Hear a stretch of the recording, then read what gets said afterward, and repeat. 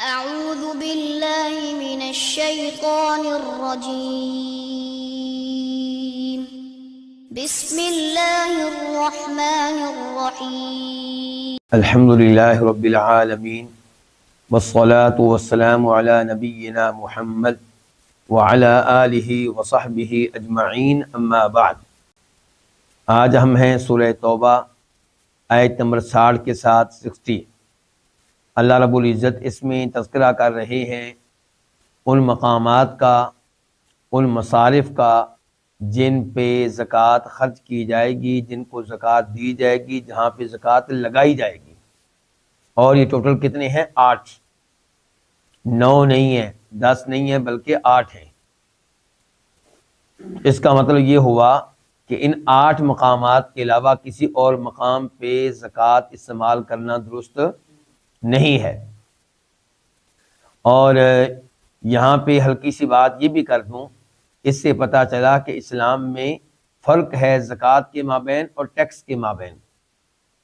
اس لیے اگر کسی ملک میں حکومت لوگوں سے ٹیکس لیتی ہے تو اس کا مطلب یہ نہیں ہے کہ اس کی وجہ سے زکوٰۃ معاف ہو جائے گی۔ زکوٰۃ اور چیز ہے، ٹیکس اور چیز ہے۔ ٹیکس لگتا ہے مثال کے طور پہ سڑکیں بنانے پہ، جبکہ زکوٰۃ سڑکیں بنانے پہ نہیں لگتی۔ تو کہنے کا مطلب یہ ہے کہ زکوٰۃ کی مصارف اور ہیں اور ٹیکس جہاں پہ لگایا جاتا ہے وہ اور چیز ہے، اور اصول بھی ٹیکس کے اور ہیں، زکوٰۃ کے اور ہیں۔ اللہ تعالیٰ فرما رہے ہیں یہاں پہ انما، سوائے اس کے نہیں۔ اس کا دوسرا ترجمہ کیا کر سکتے ہیں آپ؟ صرف اور صرف۔ الصدقات، کیا معنی ہے الصدقات؟ صدقات، یہ جمع کے طور پہ آیا ہے، ویسے واحد کیا ہوتا ہے؟ ہاں جی، تو یہ جمع ہے الصدقات۔ سوائے اس کے نہیں، صدقات للفقراء، فقیروں کے لیے ہیں۔ للفقراء 2 الفاظ ہیں، لام اور الفقراء۔ الفقراء جمع ہے کس کی؟ فقیر ان کی۔ تو صدقات صرف اور صرف فقیروں کے لیے ہیں، والمساکین، اور مسکینوں کے لیے ہیں۔ المساکین جمع ہے کس کی؟ مسکین کی۔ والعاملین علیہا، اور تیسرے نمبر پہ یہ کن کے لیے ہیں؟ ان کے لیے جو عامل ہوں علیہا، ان پہ۔ کن پہ؟ صدقات پہ، زکوٰۃ پہ، صدقات پہ جو عامل ہوں۔ عامل سے مراد وہ لوگ جن کی حکومت ڈیوٹی لگاتی ہے کہ آپ زکوٰۃ جمع کریں۔ والعاملین، اور جو عامل ہوں علیہا، ان پہ، صدقات پہ، زکوٰۃ پہ۔ والمؤلفۃ قلوبہم، اور ان کے لیے جن کے دلوں میں الفت ڈالنا مقصود ہو۔ الفت ڈالنا، محبت ڈالنا۔ قلوب جمع ہے قلب ان کی، دل۔ قلوبہم، جن کے دلوں میں المؤلفہ، الفت ڈالنا مقصود ہو۔ وفی الرقاب، اور غلاموں میں۔ الرقاب جمع ہے کس کی؟ رقبۃ کی۔ رقبۃ ایک غلام، الرقاب کئی غلام، اور غلاموں میں۔ والغارمین، اور تاوان ادا کرنے والوں میں، تاوان بھرنے والوں میں۔ الغارمین جمع ہے غارمن کی۔ وفی سبیل اللہ، اور سبیل اللہ میں، اللہ کی راہ میں۔ وابن السبیل، اور راستے کے بیٹے میں، مراد مسافر میں۔ راستے کا بیٹا ان کے راستے پہ چلنے والا، جو راستے پہ چل رہا ہے، مسافر، ایک مراد مسافر میں۔ فریضۃ من اللہ، اللہ کی طرف سے فرض کیے ہوئے ہیں، اللہ کی طرف سے فرض کیا ہوا ہے۔ واللہ، اللہ تعالی علیم، کمال علم والا ہے، حکیم، کمال حکمت والا ہے۔ یہ وہ مشہور آیت ہے جس سے پتہ چلتا ہے کہ زکوٰۃ کس کو دی جائے گی۔ آج لوگ سوال پوچھتے ہیں کہ ہم نے سکول بنایا ہے، کیا اس کے اوپر زکوٰۃ لگ جائے گی؟ ہم ہاسپٹل بنا رہے ہیں، کیا اس پہ زکوٰۃ لگ جائے گی؟ تو یہ 8 مصارف ہیں، ان کو دھیان سے پڑھ لیا جائے۔ ایک تو یہ کہ اللہ تعالیٰ کہہ رہے ہیں صدقات، اچھا صدقات کا لفظ جو ہے نا، یہ نفلی صدقات پہ بھی بولا جاتا ہے اور فرض صدقات پہ یعنی کہ زکوٰۃ پہ بولا جاتا ہے۔ اب یہاں پہ مراد نفلی صدقات ہیں کہ فرض زکوٰۃ؟ یہاں پہ فرض زکوٰۃ ہے، کیسے پتا چلا؟ ایک تو اللہ نے آیت کے آخر میں کہہ دیا فریضۃ من اللہ، کہ اللہ کی طرف سے یہ فرض ہے، اللہ کی طرف سے یہ مقرر ہے، اور نفلی صدقات ظاہر فرض نہیں ہوتے۔ دوسرے نمبر پہ اللہ نے کہا یہاں پہ کہ صدقات کن کو ملیں گے؟ یہ صدقات ان کو ملیں گے جو عامل ہیں، یعنی کہ جمع کرنے والے ہیں۔ کیا نفل صدقات جمع کرنے کے لیے حکومت کسی کی ڈیوٹی لگاتی ہے؟ نہیں لگاتی۔ تو فرض زکوٰۃ جمع کرنے کے لیے ہی ڈیوٹی لگائی جاتی ہے۔ تو پتہ چلا الصدقات سے مراد کیا؟ فرض زکوٰۃ۔ تو یہ زکوٰۃ کن کو ملے گی؟ للفقراء والمساکین، فقیروں اور مسکینوں کے لیے ہے۔ فقراء سے پہلے لام، اسلام کو کہتے ہیں لام تملیک، یعنی کہ ہم نے زکوٰۃ کا فقیروں مسکینوں کو مالک بنانا ہے۔ زکوٰۃ دینے والے نے زکوٰۃ کا فقیروں مسکینوں کو کیا بنانا ہے؟ مالک بنانا ہے۔ تو وہ مالک ہوگا، مرضی اس کی چلے گی زکوٰۃ کے مال کے بارے میں، مرضی میری نہیں چلے گی، زکوٰۃ دینے والے کی مرضی نہیں چلے گی۔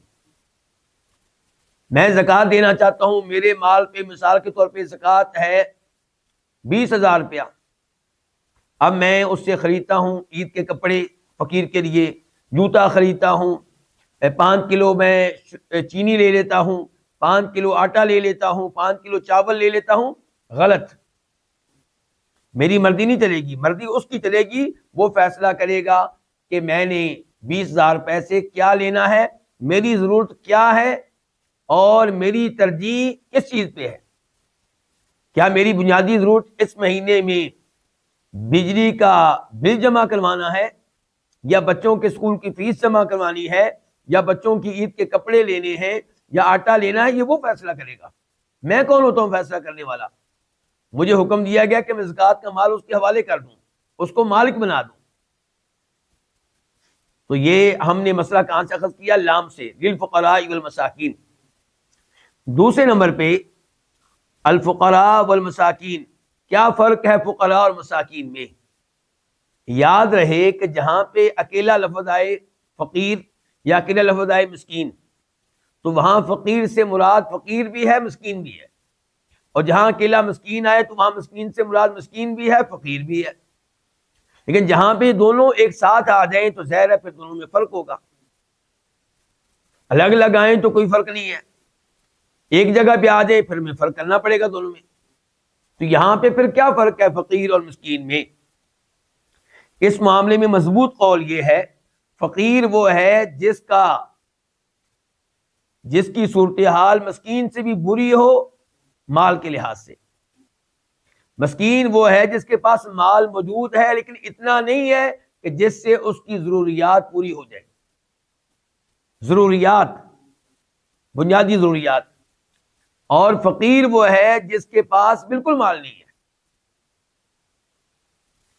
تو زکوٰۃ کا مال فقیروں اور مسکینوں کے لیے ہے۔ اچھا، ہم نے یہ جو فرق کیا ہے اس کے پیچھے کوئی دلیل بھی ہے؟ جی ہاں، دلیل بھی ہے۔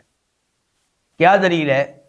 سورہ کہف میں ہم پڑھتے ہیں موسیٰ علیہ السلام کا اور جناب خضر علیہ السلام کا واقعہ، کہ دونوں کشتی میں سوار ہوئے، تو جناب خضر علیہ السلام نے کشتی کو کیا کیا؟ اس کا ایک تختہ توڑ دیا، اکھیڑ دیا، ایسا ہی ہے۔ بعد میں موسیٰ علیہ السلام ان پہ ناراض ہوئے، بعد میں خضر علیہ السلام نے موسیٰ علیہ السلام کو بتایا کہ میں نے یہ کام کیوں کیا تھا۔ کہنے لگے اما السفینۃ فکانت لمساکین یعملون فی البحر فاردت ان اعیبہم۔ جہاں تک معاملہ ہے کس کا؟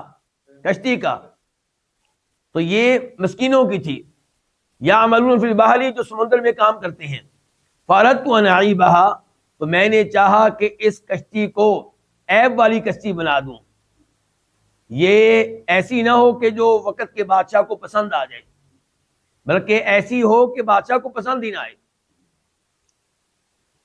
اچھا، اب یہ کشتی کن کی تھی؟ مسکینوں کی۔ وہ مسکین کیسے ہیں جب کہ کشتی بھی ان کے پاس ہے؟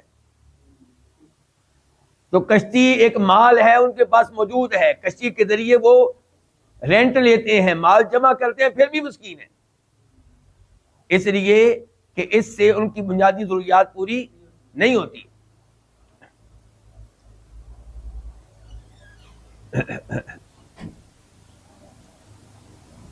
والعاملین علیہا، اور وہ جو عامل ہیں علیہا ان کے لیے، ان پہ، کن پہ؟ زکوٰۃ کی وصولی پہ، صدقات کی وصولی پہ عامل ہیں، یعنی کہ جن کی ڈیوٹی لگائی ہے وقت کی حکومت نے۔ اچھا یہ کون لوگ ہوں گے؟ یہ وہ ہوں گے جو زکوٰۃ جمع کرتے ہیں، اسی طرح جو زکوٰۃ کا مال لکھتے ہیں، اسی طرح جو زکوٰۃ کا مال تقسیم کرتے ہیں، تو ان کی محنت، ان کا معاوضہ زکوٰۃ کے مال میں سے ان کو دیا جائے گا، اس میں کوئی حرج نہیں ہے۔ نبی علیہ الصلوۃ والسلام مختلف لوگوں کی ڈیوٹی لگاتے تھے زکوٰۃ کا مال جمع کرنے کے لیے، فلاں قبیلے کے پاس فلاں آدمی جائے، فلاں قبیلے کے پاس فلاں آدمی جائے۔ ایک آدمی کا تذکرہ آتا ہے بخاری شریف میں، ابن لطبیہ، اسے بھیجا تھا نبی علیہ الصلوۃ والسلام نے زکوٰۃ کا مال جمع کرنے کے لیے، اور وہ جب واپس آئے تو کہنے لگے یہ ہے وہ مال جو آپ کا ہے، اور یہ ہے وہ مال جو مجھے تحائف کی شکل میں وہاں سے ملا ہے۔ تو آپ علیہ الصلوۃ والسلام ان پہ شدید ناراض ہوئے اور کہا کہ اگر میں تمہیں ڈیوٹی نہ دیتا، تم اپنے گھر میں بیٹھے رہتے، تو کیا تمہارے گھر میں تمہیں کوئی تحفہ دینے کے لیے آتا؟ اس کا مطلب یہ ہے کہ یہ تحائف کیوں ملے ہیں؟ سرکاری ڈیوٹی کی وجہ سے۔ جو تحائف سرکاری ڈیوٹی کی وجہ سے ملے وہ سرکار کے ہیں، وہ بیت المال کے ہیں، وہ حکومت کے ہیں، وہ کسی آدمی کا ذاتی مال نہیں ہے۔ تو بہرحال کہنے کا مطلب یہ ہے کہ آپ نے ابن لطبیہ کو عامل بنا کر بھیجا تھا۔ والمؤلفۃ قلوبہم، اور وہ جن کے دلوں میں الفت ڈالنا مقصود ہو، محبت ڈالنا مقصود ہو، جن کے دلوں کو جیتنا مقصود ہو۔ یہ کون لوگ ہیں؟ نمبر ایک، اس میں وہ داخل ہوگا جو کافر ہے، مسلمان ہونے کی امید ہے۔ یاد رہے کہ زکوٰۃ کا سارا مال جو یہاں پہ ذکر ہوا ہے یہ مسلمانوں کے لیے ہے، کافروں کے لیے نہیں ہے، سوائے یہاں جو ابھی میں نے تذکرہ کیا ہے۔ اچھا کیا دلیل ہے کہ زکوٰۃ آپ کافروں کو نہیں دے سکتے، مسلمانوں کے لیے ہے؟ کیونکہ نبی علیہ الصلوۃ والسلام نے جب معاذ بن جبل کو یمن کا گورنر بنا کر بھیجا تھا تو آپ نے کہا تھا ان سے زکوٰۃ بھی لینی ہے، تؤخذ من اغنیائہم وترد علی فقرائہم، ان کے مالداروں سے لی جائے گی اور ان کے فقیروں پہ تقسیم کر دی جائے گی۔ کون مراد ہے؟ ان کے مسلمان مالداروں سے لی جائے گی اور اس علاقے کے مسلمان فقیروں پہ تقسیم کر دی جائے گی۔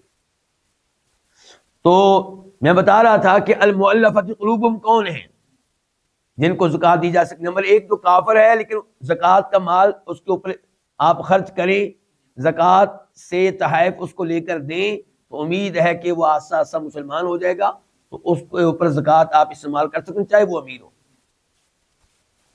دوسرے نمبر پہ وہ جو نیا مسلمان ہوا ہے اس کے اوپر بھی زکوٰۃ کا مال استعمال کیا جا سکتا ہے چاہے وہ امیر ہو، تاکہ زکوٰۃ کا مال ملے، اس کے دل میں اسلام، مسلمانوں کی محبت بیٹھے اور اسلام پہ پختہ ہو جائے۔ تیسرے نمبر پہ وہ کافر جس کے اوپر زکوٰۃ کا مال لگایا جائے تو اس کی وجہ سے دائیں بائیں دیگر لوگ مسلمان ہو جائیں گے۔ اگر اس کے اوپر مال لگائیں گے تو یہ دوسرے لوگوں کو مسلمان ہونے سے منع نہیں کرے گا، اسلام کے پہلے میں رکاوٹ نہیں بنے گا، تو اس کو اوپر بھی زکوٰۃ کا مال خرچ کیا جا سکتا ہے۔ چوتھے نمبر پہ کسی علاقے میں مسلمانوں پہ ظلم و ستم ہوتا ہے تو وہاں کے کسی بڑے آدمی کے اوپر، پارلیمنٹ کے ممبر کے اوپر، آفیسر کے اوپر اگر زکوٰۃ کا مال استعمال کیا جائے، خرچ کیا جائے، تو امید ہے کہ یہ ظلم رک جائے گا، تو پھر اس کو بھی زکوٰۃ کا مال دیا جا سکتا ہے۔ وفی الرقابی، اور زکوٰۃ کا مال ہوگا گردنوں میں، یعنی کہ گردنوں کو چھڑانے میں۔ ایک غلام ہے، لونڈی ہے، آپ ان کو خریدتے ہیں اور خرید کے آزاد کر دیتے ہیں، کس مال سے؟ زکوٰۃ کے مال سے، جائز ہے۔ یا ایک ایسا غلام ہے جو اپنے مالک سے معاہدہ کر چکا ہے، جس کو مکاتبت کہتے ہیں، معاہدہ کر چکا ہے کہ مثال کے طور پہ مالک نے غلام سے کہا کہ اگر آپ 1 سال کے اندر اندر مجھے 10 لاکھ روپیہ دے دیں تو میں آپ کو آزاد کر دوں گا۔ اب وہ بیچارہ محنت کر رہا ہے لیکن 10 لاکھ اکٹھا کرنا اس کے لیے مشکل ہے، تو زکوٰۃ کے مال میں سے اس کی مدد کی جائے گی تاکہ وہ آزاد ہو سکے۔ والغارمین، تاوان ادا کرنے والے، یہ کون ہوتے ہیں؟ دو آدمیوں کے درمیان شدید لڑائی ہو رہی ہے، دو خاندانوں کے درمیان شدید لڑائی ہو رہی ہے، اور صلح تب ہو سکتی ہے جب کوئی آدمی ایک قبیلے کو یہ گارنٹی دے کہ آپ کا جو آدمی قتل ہوا ہے اس کے بدلے میں آپ کو 100 اونٹ ملیں گے، گارنٹی میں دیتا ہوں۔ اس لڑائی میں جو آپ کا ایک مکان گرا دیا گیا ہے وہ بنا کر دیا جائے گا، گارنٹی میں دیتا ہوں۔ یہ لوگ بنا کر دیں گے جنہوں نے یہ مکان گرایا تھا، گارنٹی میں دیتا ہوں۔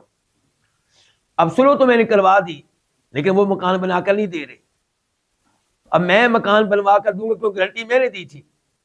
تو میں چاہے امیر ہوں چاہے غریب ہوں، یہ جو تاوان میرے اوپر پڑا ہے، چٹی پڑی ہے مجھے، تو میری زکوٰۃ کے مال سے مدد کی جا سکتی ہے، کیونکہ میں نے یہ پیسے برداشت کیے ہیں سلو کروانے کی خاطر۔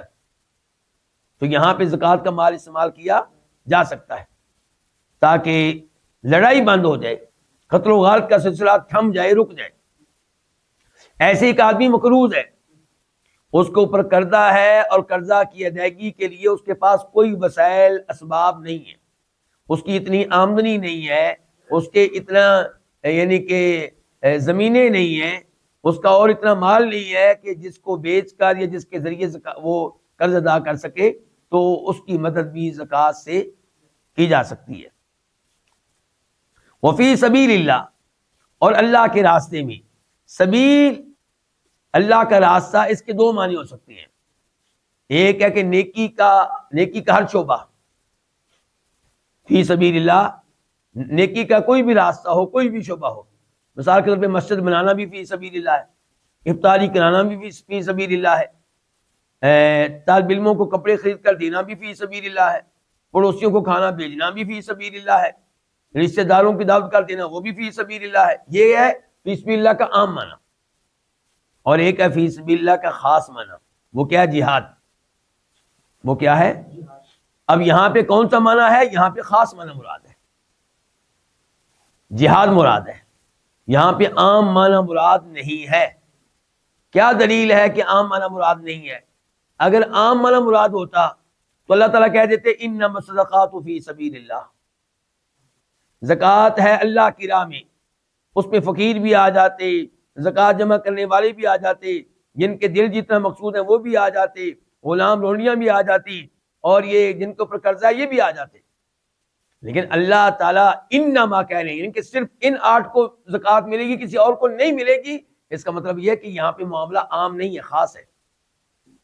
اور جب قرآن نازل ہوا تھا اس زمانے میں فی سبیل اللہ کا لفظ عام طور پہ استعمال ہوتا تھا جہاد کے اوپر، تو اس لیے یہاں پہ فی سبیل اللہ سے مراد کیا ہے؟ جہاد۔ اور اس سے مراد اسلحہ خریدنا، ہتھیار خریدنا، اور ان لوگوں کے اوپر خرچ کرنا جو جہاد کے لیے جاتے ہیں۔ شرط یہ ہے کہ ان کو تنخواہ نہ ملتی ہو، سیلری نہ ملتی ہو۔ اگر سیلری ملتی ہے تو پھر زکوٰۃ کا مال ان کے اوپر صرف نہیں کیا جائے گا۔ اگر ان کو حکومت کی طرف سے سیلری مل رہی ہے تو پھر زکوٰۃ کا مال ان کے اوپر خرچ نہیں کیا جائے گا۔ موجودہ زمانے میں علماء کرام کی یہ رائے ہے کہ آج اسلامی ممالک کے پاس فوجیں موجود ہیں اور وقت کے حکمران ان کو سیلریاں دے رہے ہیں، اس لیے فی سبیل اللہ آج کل کون ہے؟ دینی مدارس۔ تو دینی مدارس کے اوپر مال خرچ کیا جائے، زکوٰۃ خرچ کی جائے، کیونکہ وہ جہاد والا کام کر رہے ہیں، وہ علمی جہاد کر رہے ہیں، دعوت و تبلیغ کا کام کر رہے ہیں، کافروں کے شکوک و شبہات کا جواب دیتے ہیں۔ اور ویسے بھی عام طور پہ مدارس میں بچے جو ہوتے ہیں وہ غریب ہوتے ہیں عام طور پہ، اور کئی یتیم بھی ہوتے ہیں، کئی مسافر ہوتے ہیں، تو اس لحاظ سے ان مدارس کے لیے گنجائش نکل آتی ہے، واللہ اعلم۔ وابن السبیل، اور راستے کا بیٹا، مراد کون ہے؟ راستے پہ چلنے والا، وہ کون؟ مسافر۔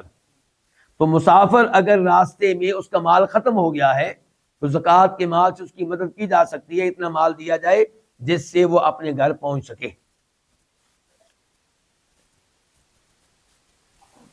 واللہ فریضۃ من اللہ، تو یہ سب کچھ اللہ کی طرف سے مقرر کردہ ہے، یہ سب کچھ اللہ نے فرض کیا ہے، اور اللہ تعالیٰ علیم بھی ہے، حکیم بھی ہے۔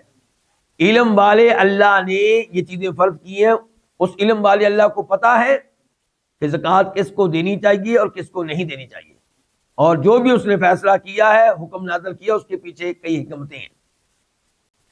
آیت نمبر 61 وَمِنْهُمْ، یہ من تبعیضیہ ہے، بعض کا معنی کچھ کا، اور ان میں سے کچھ وہ ہیں، ہم کا معنی ان میں سے کچھ وہ ہیں الذین جو یؤذون النبی، اذیت دیتے ہیں، تکلیف دیتے ہیں نبی علیہ الصلوۃ والسلام کو، ویقولون، اور وہ کہتے ہیں، ہوا وہ کون؟ نبی علیہ السلام کے بارے میں کہتے ہیں کہ وہ اذن، ایک کان ہے، یعنی کہ ہر ایک کی بات سن لیتے ہیں، ہر ایک کی بات پہ یقین کر لیتے ہیں۔ قل کہہ دیجئے، قل تو کہہ دے، اللہ کے نبی تو کہہ دے، اذن خیر لکم، وہ بریکٹ میں ہوگا ہوا، وہ یعنی کہ اللہ کے نبی، وہ اذن خیر لکم، وہ لکم تمہارے لیے، وہ تمہارے لیے خیر والا کان ہے، وہ تمہارے لیے خیر والا کان ہے، بھلائی والا کان ہے۔ یؤمن باللہ، وہ اللہ تعالیٰ پہ ایمان لاتے ہیں وہ نبی، یعنی کہ وَيُؤْمِنُ لِلْمُؤْمِنِينَ، اور وہ تصدیق کرتا ہے، یقین کرتا ہے، للمؤمنین، مومنوں کی پہ، یعنی کہ مومنوں کی باتوں پہ، مومنوں کی باتوں پہ یقین کرتا ہے۔ وَرَحْمَةٌ، اور وہ رحمت ہے، للذین، ان لوگوں کے لیے، آمنوا، جو ایمان لائے، منکم، تم میں سے، والذین، اور وہ لوگ جو یؤذون، اذیت دیتے ہیں، تکلیف دیتے ہیں، رسول اللہ، اللہ تعالیٰ کے رسول کو، لہم، انہی کے لیے ہے، عذاب علیم، ایک دردناک عذاب۔ نبی علیہ الصلوۃ والسلام کے بارے میں منافقین نے یہ بات مشہور کر دی تھی کہ آپ کان ہیں، مراد کیا؟ کچے کان والے، ہر ایک کی بات سن لیتے ہیں اور اس کے اوپر یقین کر لیتے ہیں اور اس کے مطابق فیصلہ کر دیتے ہیں، گویا کہ معاملے میں دانش مندی نہیں ہے، فہم و فراست نہیں ہے کہ کس بات پہ یقین کرنا ہے، کس بات پہ یقین نہیں کرنا، کس بات کو قبول کرنا ہے، کس بات کو قبول نہیں کرنا۔ یہ تہمت لگاتے تھے، یہ الزام لگاتے تھے، کون؟ منافقین، جبکہ ان کی یہ بات غلط تھی۔ اللہ تعالی نے جواب دیا کہ آپ خیر والا کان ہیں، برائی والا کان نہیں ہے۔ یؤمن باللہ، تفصیل کیا ہے اس کی کہ خیر والا کان ہے آپ اللہ پہ ایمان لاتے ہیں، اور مومنوں کی باتوں پہ، جو سچے مومن ہیں، جو سچے مومن ہیں، ان کی باتوں کی آپ تصدیق کرتے ہیں، ان کی باتوں پہ آپ یقین کرتے ہیں، اور آپ رحمت ہیں ان لوگوں کے لیے تم میں سے ایمان لائے، یعنی کہ جس نے تم میں سے ایمان لانے کا دعویٰ کیا ہے، آپ اس کے لیے رحمت ہیں کہ اس کی بات سن لیتے ہیں، اور آپ کو کئی دفعہ بات اچھی نہیں لگتی لیکن آپ پردہ ڈال دیتے ہیں، فوری طور پہ مواخذہ بھی نہیں کرتے، فوری طور پہ سزا بھی نہیں دیتے۔ اگر آپ رحمت نہ ہو تو آپ فوراً اس کو قتل کرنے کا آرڈر دے دیں، لیکن آپ بات سن لیتے ہیں، ہر ایک بات پہ یقین نہیں کرتے لیکن صبر کر جاتے ہیں، درگزری سے کام لیتے ہیں۔ والذین یؤذون رسول اللہ، اور وہ جو اللہ کے رسول کو اذیت دیتے ہیں، مثال کے طور پہ یہ کہنا کہ آپ کہاں ہیں، اس قسم کے الفاظ کہہ کر آپ کو پریشان کرتے ہیں، اذیت دیتے ہیں، انہی کے لیے دردناک عذاب ہے۔ تو اللہ کے نبی علیہ السلام کو اذیت دینا بہت بڑا جرم ہے، بہت بڑا گناہ ہے۔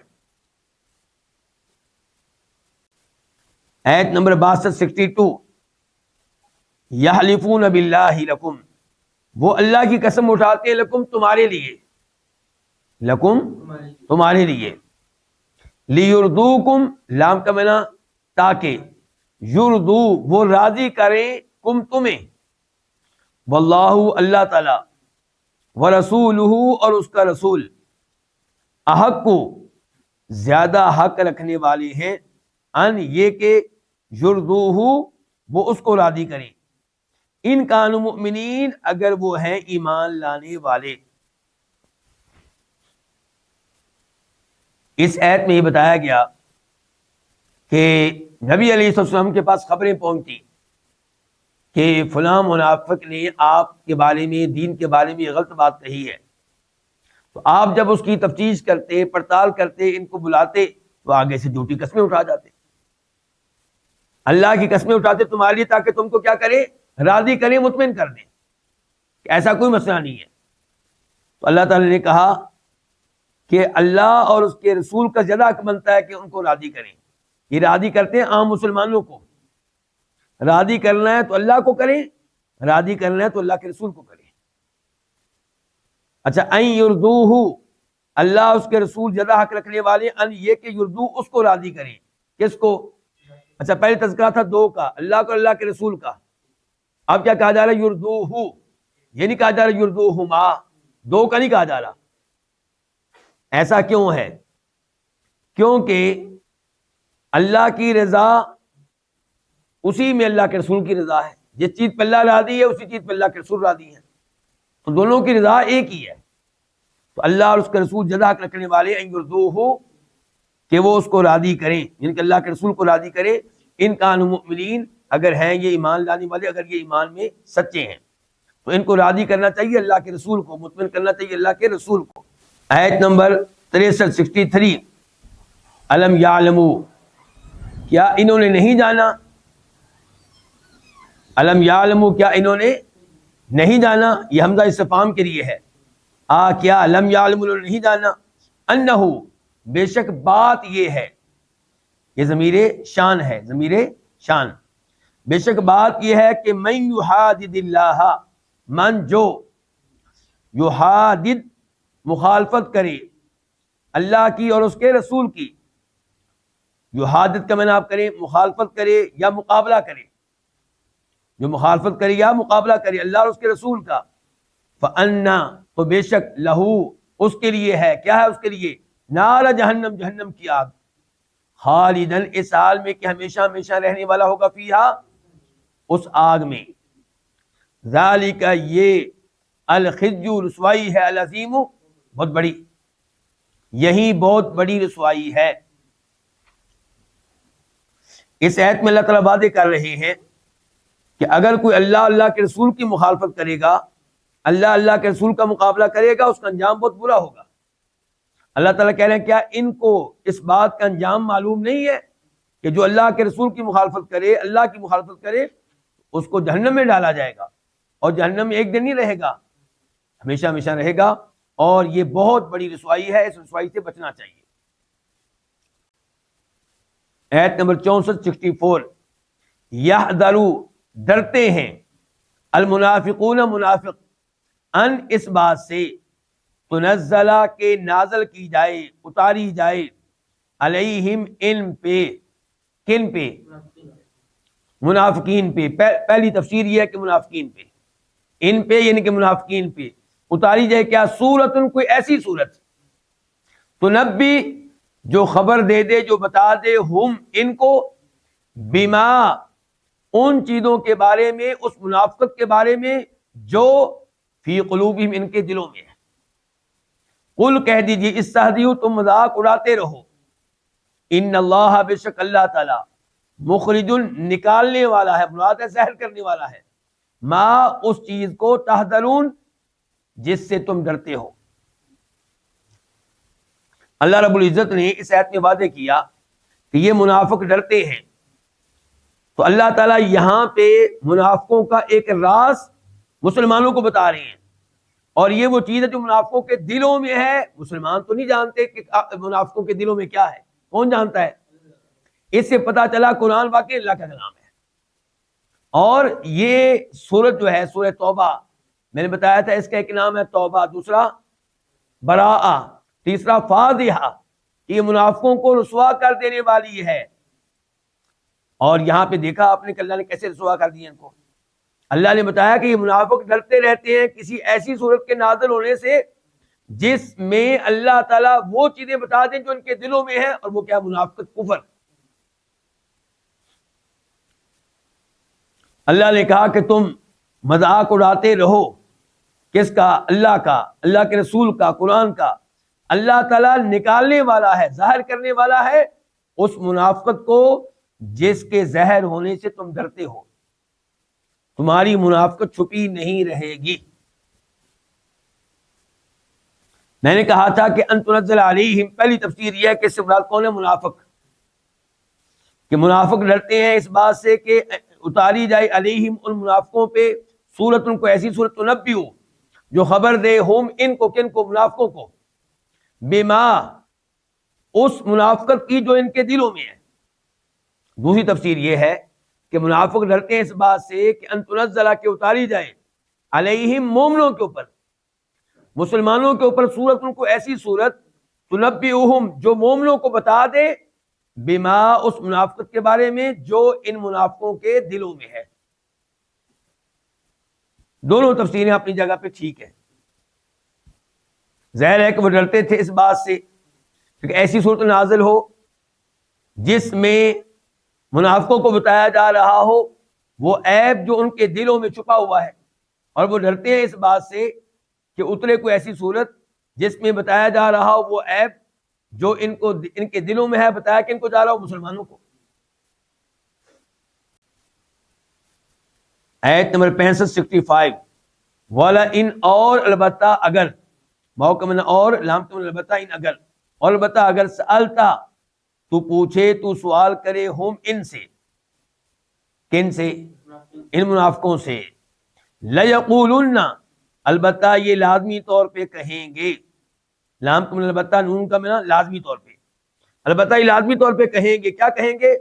انما کننا نخوض ونلعب، انما سوائے اس کے نہیں، کننا ہم تھے، نخوض شغل کی باتیں کر رہے تھے، ونلعب اور کھیل رہے تھے، دل لگی کر رہے تھے، یعنی کہ ہم تو صرف شغل کی باتیں کر رہے تھے اور دل لگی کر رہے تھے۔ قل کہہ دیجئے، اب اللہ، کیا اللہ تعالیٰ کے ساتھ، وہ آیاتہ اور اس کی آیتوں کے ساتھ، وہ رسول ہی اور اس کے رسول کے ساتھ، کنتم تستہزئون تم مذاق اڑا رہے تھے۔ اس آیت کا صحیح مفہوم آپ تب جان سکیں گے جب آپ کو اس کے پس منظر کا علم ہو کہ یہ آیت کیوں نازل ہوئی، یہ کیا معاملہ تھا۔ امام طبری رحمہ اللہ، جن کو امام المفسرین کہا جاتا ہے، وہ روایت کرتے ہیں عبداللہ بن عمر سے اور محمد بن کعب القرظی سے کہ ایک لڑائی سے لوگ واپس آ رہے تھے، ایک جنگ سے لوگ واپس آ رہے تھے، تو راستے میں ایک آدمی نے یہ کہا کہ یہ جو ہمارے قاری ہیں، قرآن کے قاری، اور قرآن کے قاری اس زمانے میں کون تھے؟ صحابہ کرام۔ قرآن کے قاری کون تھے؟ اللہ کے نبی علیہ الصلوۃ والسلام۔ یہ جو ہمارے قاری ہیں یہ پیٹ کے اعتبار سے کھانے کا بہت شوق رکھنے والے ہیں، پیٹو ہیں، اور گفتگو کے اعتبار سے دیکھیں، زبان کے اعتبار سے تو بہت جھوٹے ہیں، اور دشمن سے جب جنگ ہو تو بڑے بزدل ہیں۔ عوف بن مالک رضی اللہ عنہ یہ گفتگو سن رہے تھے، انہوں نے اس آدمی سے کہا کہ تو جھوٹا ہے، تو غلط ہے، اور میں یہ تیری بات اللہ کے رسول تک پہنچاؤں گا علیہ الصلوۃ والسلام۔ عوف بن مالک جب آئے اللہ کے رسول کے پاس علیہ الصلوۃ والسلام، تو انہوں نے دیکھا کہ قرآن ان سے پہلے نازل ہو چکا تھا اس مسئلے میں۔ اب وہ آدمی آیا معذرت کرنے کے لیے اور کہنے لگا کہ اللہ کے رسول علیہ الصلوۃ والسلام، ہم تو آپس میں ذرا سفر لمبا تھا، شغل لگا رہے تھے، دل لگی کر رہے تھے تاکہ سفر طے ہو جائے، یہ ہنسی مذاق کے طور پہ ہم یہ باتیں کہی تھی۔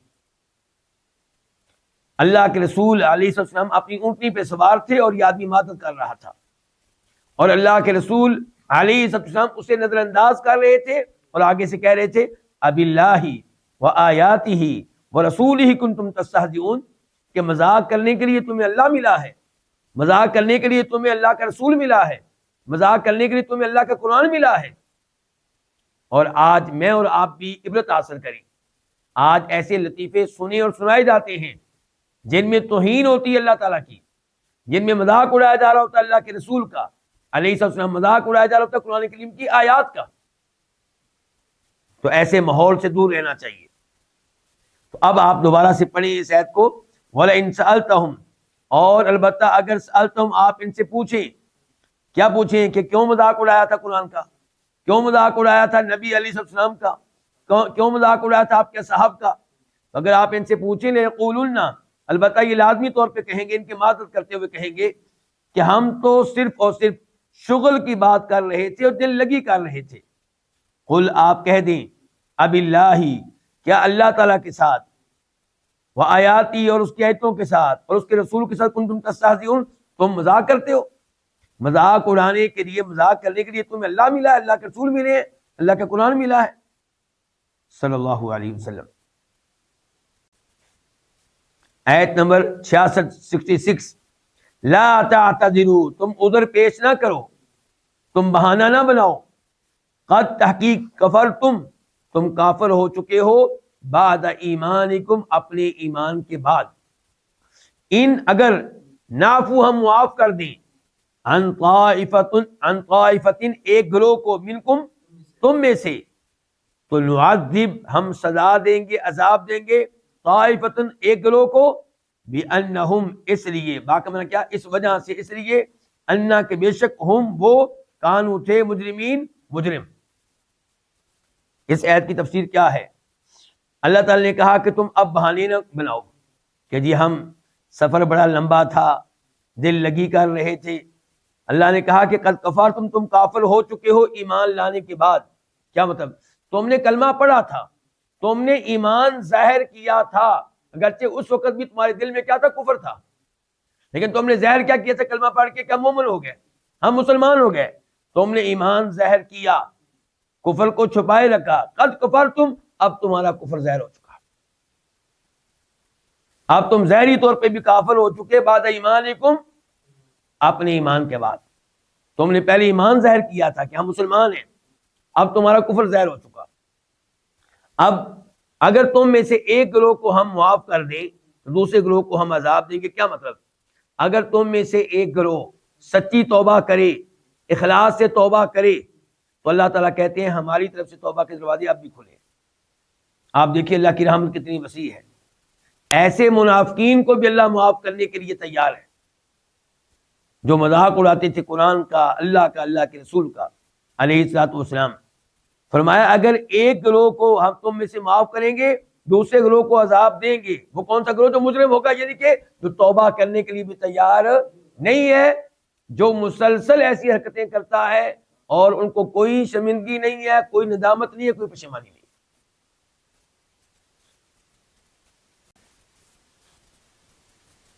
آیت نمبر 67 المنافقون منافق مرد، والمنافقات المنافق عورتیں، بعضهم من بعض ان میں سے بعض سے ہیں، یأمرون وہ حکم دیتے ہیں، بالمنکر برائی کا، وینہون اور وہ روکتے ہیں، منع کرتے ہیں، عن المعروف بھلائی سے، نیکی سے، ویقبضون اور وہ بند رکھتے ہیں، ایدیہم اپنے ہاتھوں کو، ایدی جمع ہے کس کی؟ یدن کی، اپنے ہاتھوں کو، نسوا اللہ وہ اللہ کو بھول گئے، فناسیہم یہ 3 الفاظ ہیں، فا تو، ناسیہ وہ بھول گیا، وہ کون؟ اللہ، وہ بھول گیا، ہم ان کو، یا اس نے چھوڑ دیا ان کو، اسے نظر انداز کر دیا ان کو۔ ان المنافقین بے شک منافق، ہم وہ، اب ہم کیا کہیں گے؟ بے شک منافق ہی، الفاسقون کامل فاسق ہیں، صحیح معنوں میں فاسق ہیں۔ یہاں فسق سے مراد فسق اکبر ہے، فسق اکبر یعنی کہ کفر۔ ایک ہوتا ہے فاسق بمعنی نافرمان، ایک وہ ہوتا ہے جو فسق اصغر والا ہوتا ہے، جو ہے توحید پہ لیکن گناہ کرتا ہے، بدکاری کرتا ہے، شراب پیتا ہے، اس میں کیا پایا جا رہا ہے؟ فسق اصغر۔ اور ایک ہوتا ہے کافر، اس میں اللہ کی نافرمانی کون سی پائی جا رہی؟ فسق اکبر، کفر۔ اس آیت کی تفسیر کیا ہے؟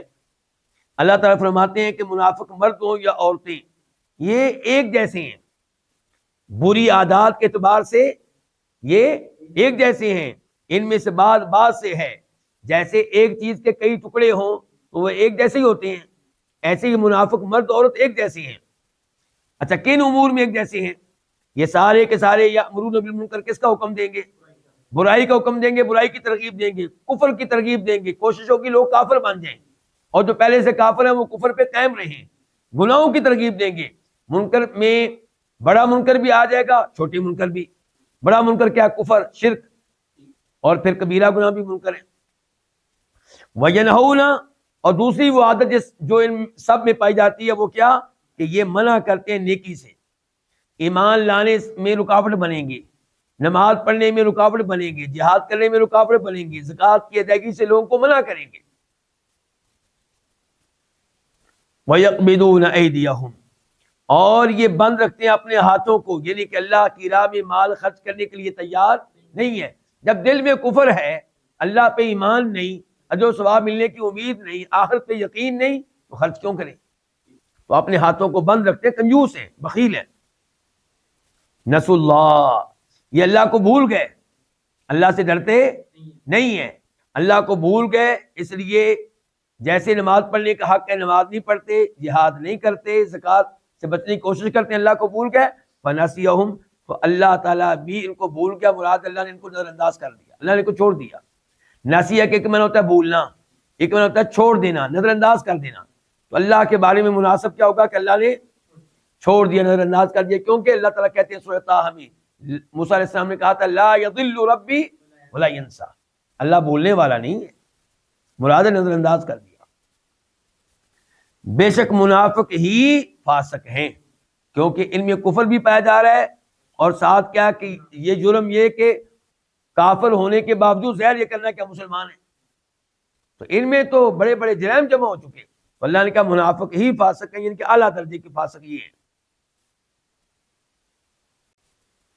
آیت نمبر 68، وعد اللہ، اللہ نے وعدہ کیا ہے المنافقین، منافق مردوں سے، والمنافقین، اور منافق عورتوں سے، والکفار، اور کافروں سے، وعدہ کیا ہے نار جہنم، جہنم کی آگ کا، خالدین، اس حال میں کہ ہمیشہ ہمیشہ رہنے والے ہوں گے، فیہا، اس آگ میں، ہیا، یہی، حسبہم، ان کو کافی ہے، یہ کیا؟ آگ، وَلَعَنَهُمُ اللَّهُ، اور اللہ نے ان پہ لعنت فرمائی، یعنی کہ اللہ نے ان کو اپنی رحمت سے دور کر دیا۔ وَلَهُمْ، اور انہی کے لیے ہے، عذاب، ایسا عذاب، مقیم، جو ہمیشہ رہنے والا ہے، دائمی عذاب۔ اللہ رب العزت نے اس آیت میں انجام ذکر کیا ہے ان منافقین کا جن کی بری عادات اللہ نے ذکر کی تھی پچھلی آیت میں۔ اللہ نے یہاں پہ کہا کہ اللہ نے ان سے وعدہ کیا ہے، یعنی کہ اللہ کی طرف سے ان کے لیے وعید ہے، وارننگ ہے، دھمکی ہے کہ اللہ تعالیٰ ان کو جہنم کی آگ میں ڈالے گا اور وہاں یہ ہمیشہ ہمیشہ رہیں گے، اور یہ ان کے لیے کافی ہے۔ کیا مطلب؟ سزا کے طور پہ یہ آگ ہی کافی ہے ان کے لیے، اور اللہ تعالیٰ کی ان کے اوپر لعنت ہے، اللہ کی رحمت سے یہ دور ہوں گے، اور ان کے لیے جو عذاب ہے مقیم، دائمی ہے، کبھی نہ ختم ہونے والا۔ جیسا کہ آپ جانتے ہیں کہ حدیث ہے، صحیح حدیث بخاری وغیرہ کی، کہ موت کو لایا جائے گا کس کی شکل میں؟ مینڈے کی شکل میں، اور اسے کھڑا کر دیا جائے گا جنت و جہنم کے مابین، تو جنتی بھی دیکھ رہے ہوں گے، جہنمی بھی دیکھ رہے ہوں گے، ان کو آوازیں بھی دی جائیں گی، وہ دیکھیں گے، اور ان کے سامنے اس مینڈے کو ذبح کیا جائے گا، وہ اصل میں کیا ہوگا؟ وہ موت ہوگی، اور پھر دونوں کو کہا جائے گا، جنتیوں کو کہ تم نے ہمیشہ جنت میں رہنا ہے، موت نہیں آئے گی کبھی بھی، اور جہنمیوں سے کہا جائے گا تم نے ہمیشہ جہنم میں رہنا ہے، کبھی موت نہیں آئے گی۔ اس لیے عذاب کیا ہے؟ دائمی ہے، وَلَهُمْ عَذَابٌ مُقِيمٌ۔ آیت نمبر 68، كَالَّذِينَ مِن قَبْلِكُمْ، 69، جی آیت نمبر ہے 69، 69، كَالَّذِينَ مِن قَبْلِكُمْ، تم ہو ان لوگوں کی طرح جو تم سے پہلے تھے۔ تم کس کا معنی ہے؟ کالذین، جو بھی عربی جانتا ہے وہ یہ بات کہنے پہ مجبور ہوگا کہ یہاں پہ کوئی نہ کوئی لفظ پوشیدہ ہے، کوئی نہ کوئی لفظ یہاں پہ مقدر ہے۔ اب وہ کیا ہے؟ تو میں کیا کہہ رہا ہوں؟ انتم، یعنی کہ اللہ تعالیٰ منافقوں سے براہ راست اب مخاطب ہیں، براہ راست ان سے گفتگو کر رہے ہیں، اور اللہ تعالیٰ کہہ رہے ہیں کہ تم بریکٹ میں آپ لکھ لیں، تم کالذین، ان لوگوں کی طرح ہو، من قبلکم، جو تم سے پہلے تھے، کانو، وہ تھے، اشد منکم، تم سے زیادہ سخت، اشد زیادہ سخت، منکم، تم سے کس معاملے میں؟ قوتاً، قوت میں، وَأَكْثَرَ، اور وَأَكْثَرَ أَمْوَالًا وَأَوْلَادًا، اور اموال و اولاد کے لحاظ سے زیادہ تھے، کثرت والے تھے۔ اموال جمع ہے مال ان کی، اولاد جمع ہے کس کی؟ ولد ان کی۔ تو پہلے اتنے حصے کی تفسیر کر لیتے ہیں اللہ تعالیٰ یہاں منافقین سے براہ راست مخاطب ہے اور فرما رہے ہیں کہ تمہاری صورتحال ان کافروں کی طرح ہے جو پہلے گزرے ہیں. فرق یہ ہے کہ وہ قوت میں تم سے زیادہ آگے تھے، اموال و اولاد میں بھی تم سے آگے تھے، لیکن وہ اللہ جب انہوں نے تمہارے جیسے جرائم کیے تو اللہ کے عذاب سے بچ نہیں سکے. تم کیسے بچ سکو گے؟ اچھا، ان کے خاص طور پہ یہاں پہ دو جرائم ذکر کیے گئے. کن کے؟ پہلے لوگوں کے، اور جو جرائم ان میں بھی پائی جاتی ہیں. فرمایا فاستمتعوا، پس فاق میں پس استمتعوا، انہوں نے خوب فائدہ اٹھایا. انہوں نے خوب فائدہ اٹھایا. کس کا معنی خوب کر رہے؟ سین کی وجہ سے. انہوں نے خوب فائدہ اٹھایا بخلاقہم، اپنے حصے کے ساتھ. خلاق حصہ. فاستمتعتم، پس تم نے بھی فائدہ اٹھایا ہے بخلاقکم، اپنے حصے کے ساتھ. کما، جس طرح استمتع، فائدہ اٹھایا ان لوگوں نے جو تم سے پہلے تھے بخلاقہم، اپنے حصے کے ساتھ. وخذتم، اور تم نے فضول بحث کی، تم نے فضول باتیں کی. کالذی خاضوا، اس فضول بات کی طرح جیسے انہوں نے فضول بات کی. کنہوں نے؟ پہلے لوگوں نے. اولئک، یہی لوگ ہیں کہ حبطت، ضائع ہو گئے، اعمالہم، ان کے اعمال، دنیا میں بھی اور آخرت میں بھی. واولئک هم الخاسرون، اور یہی ہیں خسارہ پانے والے. اولئک، یہ، ہم، وہ، دونوں کا اکٹھا معنی کیا ہو گیا؟ یہی ہے. الخاسرون، خسارہ پانے والے، گھاٹا پانے والے، نقصان پانے والے. اللہ رب العزت نے اس آیت میں مخاطب کیا کن کو؟ منافقین کو، اور کہا کہ تم ان لوگوں کی طرح ہو جو تم سے پہلے تھے. لیکن تم سے پہلے لوگ جو تھے وہ قوت کے لحاظ سے بھی تم سے آگے تھے، اور مال و اولاد کے لحاظ سے بھی تم سے آگے تھے. اچھا، انہوں نے اپنے حصے کے ساتھ فائدہ اٹھایا، ان کی دنیاوی حصہ جو اللہ نے ان کی تقدیر میں لکھا تھا اس سے خوب فائدہ اٹھایا، بڑی عیاشیاں کی، بڑے مزے اڑائے. اور تم نے بھی اپنے حصے کے ساتھ خوب مزے اڑائے ہیں اے منافقو، جتنا مزے اڑائے تھے ان لوگوں نے جو تم سے پہلے تھے اپنے حصے کے ساتھ. وخذتم کالذی خاضوا، اور تم نے کیا کیا؟ تم نے فضول بحث کی، اس فضول بحث کی طرح جو ان لوگوں نے کی. کیا مطلب؟ کفریہ باتیں، مذاق اڑانا اللہ کا، اللہ کے رسول کا، قرآن کریم کا، اللہ کے کلام کا، اور ایسی گفتگو کرنا جو اللہ کو ناراض کرنے والی ہو. مثال کے طور پہ یوم آخرت کا انکار کر دینا. تو اس قسم کی فضول باتیں جیسے انہوں نے کی تھیں اسی طرح تم بھی کرتے رہے. اور یہاں پہ غور کریں، کالذی آیا ہے. کیا آیا ہے؟ ہونا کیا چاہیے تھا؟ کالذین. کیا ہونا چاہیے تھا؟ کالذین. کہ تم نے فضول بحث کی، فضول باتیں کی، کالذین، ان لوگوں کی طرح جنہوں نے پہلے فضول باتیں کی. اگر یہ ہوتا کالذین تو پھر کئی لوگوں کے لیے یہ زیادہ واضح ہوتا، لیکن کالذی جو ہے اس میں کئی لوگوں کو اشکال پیدا ہوا، تو اس پہ بھی غور کرنے کی ضرورت ہے. تو اس میں بھی اشکال نہیں رہے گا. کالذی سے مراد یعنی کہ تشبیہ دینا ہے ان کی فضول حرکت کے ساتھ، بندوں کے ساتھ نہیں. یعنی کہ اگر منافقین کو مشابہ قرار دینا ہوتا پہلے لوگوں کے ساتھ تو پھر کیا آتا؟ کالذین. لیکن یہاں پہ مشابہ قرار دیا گیا ہے ان کی حرکت کو ان کی حرکت کے ساتھ. تو اس لیے کیا کہا گیا؟ وخذتم کالذی، یعنی کہ وخذتم خوضا کالخوض الذی خاضوا، یعنی کہ وخذتم کخوضہم. مجھے امید ہے کہ معاملہ واضح ہو چکا ہوگا. اور کچھ علماء کرام نے کہا ہے کہ یہ الذی ہے لیکن یہ الذین کے معنی میں ہے، اور نون کو گلایا گیا ہے تخفیف کے لیے. تو بہرحال مفہوم آپ سمجھ چکے ہوں گے کہ اللہ تعالیٰ کہہ رہے ہیں منافقوں سے کہ تم نے فضول باتیں کی، فضول بحثیں کی، اس فضول بحث کی طرح جو انہوں نے کی پہلے لوگوں نے. اور وہ کیا؟ کفر کرنا، مذاق اڑانا اللہ کے رسولوں کا، اللہ کی کتابوں کا، اور آخرت کا انکار کرنا، اولئک حبطت اعمالهم فی الدنیا والآخرہ، یہی لوگ ہیں کہ جن کے اعمال ضائع ہو گیا دنیا میں بھی اور آخرت میں بھی. یعنی کہ جو انہوں نے چند نیکیاں کی ہیں، مثال کے طور پہ یتیموں کی پرورش کرنا، مسافروں کو پانی پلانا، غریبوں کو کھانا کھلانا، اس قسم کی چند نیکیاں کی ہیں، وہ بھی ضائع ہو گئیں، نہ دنیا میں کام آئیں گی نہ آخرت میں کام آئیں گی.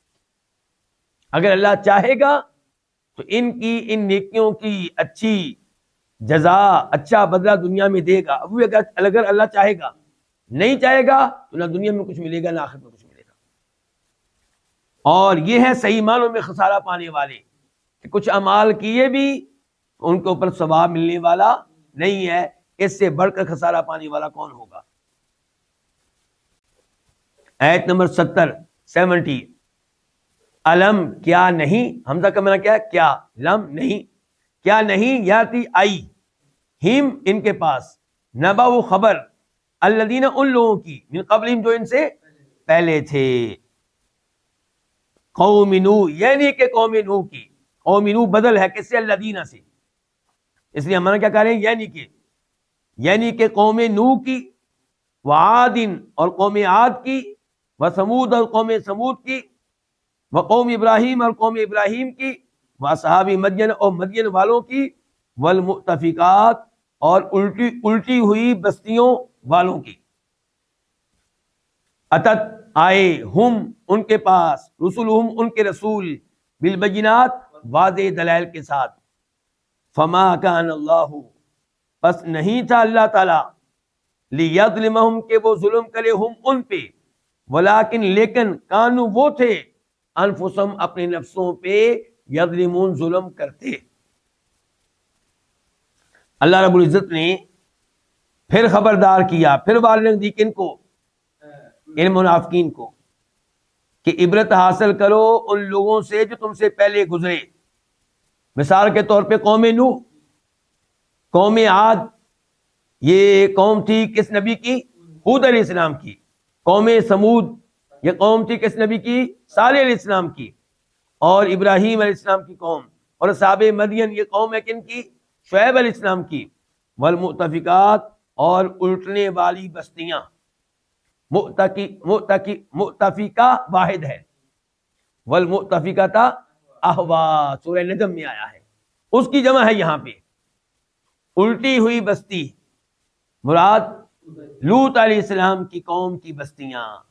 آپ کو معلوم ہے کہ وہ شرک بھی کرتے تھے اور لواطت میں بھی مبتلا تھے، مرد کا مرد کے ساتھ بری حرکت کرنا. تو ان کو سزا کیا دی گئی؟ ان کی بستیاں اٹھائی گئیں، اوپر لے جائی گئیں اور وہاں سے نیچے اٹھا دیا گیا، اور پھر پتھروں کی بارش نازل ہوئی. تو یہ مراد ہے الٹی ہوئی بستیوں والے. یعنی کہ اللہ تعالیٰ کہتے ہیں کیا اے منافقو تمہارے پاس ان لوگوں کی خبریں نہیں آئیں؟ کیسا کیسا اللہ کا عذاب آیا ان لوگوں کے اوپر، تم عبرت حاصل نہیں کرتے؟ اتتم رسول بالبینات، ان کے پاس بھی ان کے رسول واضح دلائل لے کر آئے تھے، جیسے تمہارے پاس ہمارا عظیم رسول واضح معجزہ لے کر آ چکا ہے قرآن کی شکل میں. انہوں نے اپنے رسولوں کا مذاق اڑایا، ان کی تکذیب کی، اور ان کے معجزات کا بھی مذاق اڑایا اور ان کی بھی تکذیب کی. تم بھی یہی حرکت کر رہے ہو. تو انہوں نے پھر جو حرکتیں کی تھی ان کے اوپر اللہ کا عذاب آیا. تو پھر جب عذاب آیا تو وہ اللہ کا ظلم نہیں تھا، وہ اللہ کا عدل تھا.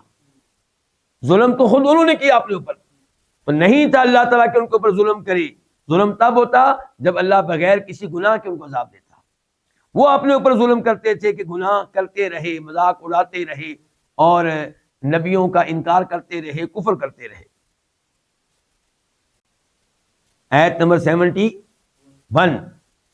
والمؤمنون والمؤمنات بعضهم اولیاء بعض، اور مومن مرد، والمؤمنات مومن عورتیں، بعضهم ان میں سے بعض، ان میں سے کچھ، اولیاء بعض بعض کے دوست ہیں. اولیاء جمع ہے کس کی؟ ولی ان کی. یأمرون بالمعروف، یہ حکم دیتے ہیں کس کا؟ معروف کا، نیکی کا، بھلائی کا. وینہون اور یہ روکتے ہیں، منع کرتے ہیں، المنکر کس سے؟ برائی سے. ویقیمون الصلاۃ اور یہ نماز قائم کرتے ہیں. ویؤتون الزکاۃ اور یہ زکوٰۃ ادا کرتے ہیں. وَيُطِيعُونَ اللَّهَ اور یہ اللہ کی اطاعت کرتے ہیں، اللہ کا حکم مانتے ہیں، وَرَسُولَهُ اور اس کے رسول کی اطاعت کرتے ہیں، اس کا حکم مانتے ہیں۔ اولئک یہی لوگ ہیں، سین ان قریب، یرحمو رحم کرے گا، ہم ان پہ، اللہ تعالی، ان اللہ بے شک اللہ تعالی، عزیز سب پہ غالب ہے، حکیم کمال حکمت والا ہے۔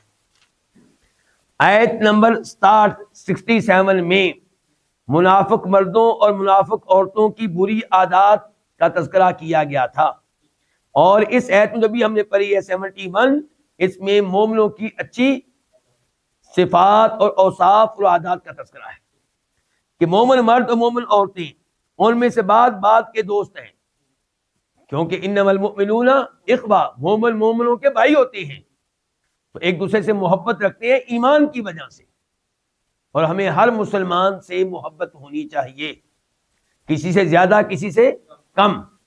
جو ایمان کے ساتھ ساتھ تقوی پرہیزگاری میں آگے ہے اس سے محبت زیادہ ہوگی، اور جو ایمان کے ساتھ ساتھ گناہ کرتا ہے ظاہر ہے اس سے محبت کم ہوگی، اور جو کلمہ پڑھنے کے ساتھ شرک کرے تو ظاہر ہے اس کے لیے محبت رکھنا مشکل ہوگا۔ تو مومن مرد مومن عورتیں یہ ایک دوسرے کے دوست ہیں، اور یہاں پہ یہ حدیث ذکر کر دینا مناسب ہے جس میں فرماتے ہیں نبی علیہ السلام، المؤمن للمؤمن کالبنیان یشد بعضہ بعضا، مومن کا مومن کے ساتھ تعلق کیسا ہوتا ہے یہ سنیے۔ فرمایا مومن مومن کے لیے ایک عمارت کی طرح ہے، عمارت کا ایک حصہ دوسرے حصے کو مضبوط بناتا ہے، ایک اینٹ دوسری اینٹ کو سہارا دیتی ہے، قوت دیتی ہے، تقویت دیتی ہے۔ تو ایسے ہر مسلمان کو دوسرے مسلمان کا خیر خواہ ہونا چاہیے، اس کو قوت دینی چاہیے، اس کا ساتھ دینا چاہیے، اس کے ساتھ تعاون کرنا چاہیے۔ اور دوسری حدیث میں فرماتے ہیں اللہ کے نبی علیہ السلام، مثل المؤمنین فی توادہم وتراحمہم وتعاطفہم کمثل الجسد، کہ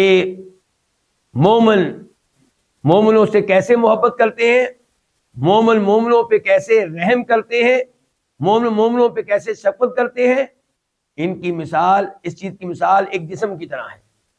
ایک جسم جو ہے اس کا ایک حصہ دوسرے حصے کا ساتھ دیتا ہے، جسم کے ایک حصے میں تکلیف ہو تو پورے جسم کو بخار ہو جاتا ہے، جسم کے ایک حصے میں درد ہو پورا جسم جاگتا ہے۔